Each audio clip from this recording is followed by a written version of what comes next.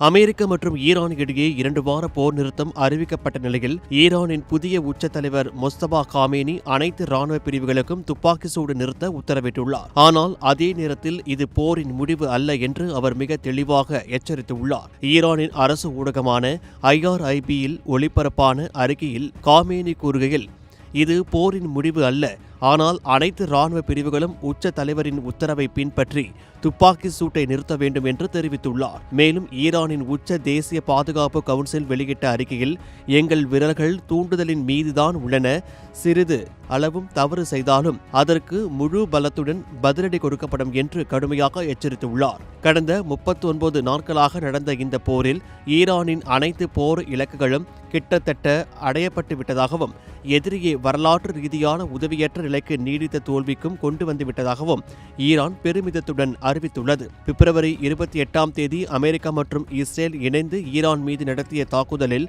உச்ச தலைவர் Ayatollah Ali Khamenei கொல்லப்பட்டதில் இருந்து இந்த போர் தொடங்கியது. அதன் பிறகு அவரது மகன் மொஸ்தபா காமேனி புதிய உச்ச தலைவராக பொறுப்பேற்றுள்ளார். போர் நிறுத்தத்தின் ஒரு பகுதியாக வெள்ளிக்கிழமை ஏப்ரல் 10ஆம் தேதி இஸ்லாமாபாத்தில் ஈரான் மற்றும் அமெரிக்க இடையே பேச்சுவார்த்தை தொடங்க உள்ளது. இந்த பேச்சுவார்த்தை 2 வாரங்கள் நடக்கும், தேவைப்பட்டால் நீடிக்கப்படலாம். ஈரானின் 10 புள்ளி கோரிக்கை திட்டம் இந்த பேச்சுவார்த்தைக்கு அடிப்படையாக இருக்கும். அதில் ஹோர்முஸ் ஜலசந்தியின் கட்டுப்பாடு ஈரானிடம் இருக்க வேண்டும், அமெரிக்காவின் அனைத்து பொருளாதார தடைகளையும் நீக்க வேண்டும், மத்திய கிழக்கிலிருந்து அமெரிக்க ராணுவத்தை திரும்பப் பெற வேண்டும், போரினால் ஏற்பட்ட இழப்புகளுக்கு இழப்பீடு வழங்க வேண்டும் போன்ற கோரிக்கைகள் உள்ளன. ஆனால் இந்த பேச்சுவார்த்தைகள் வெற்றிகரமாக முடியுமா என்பது பெரிய கேள்விக்குறி.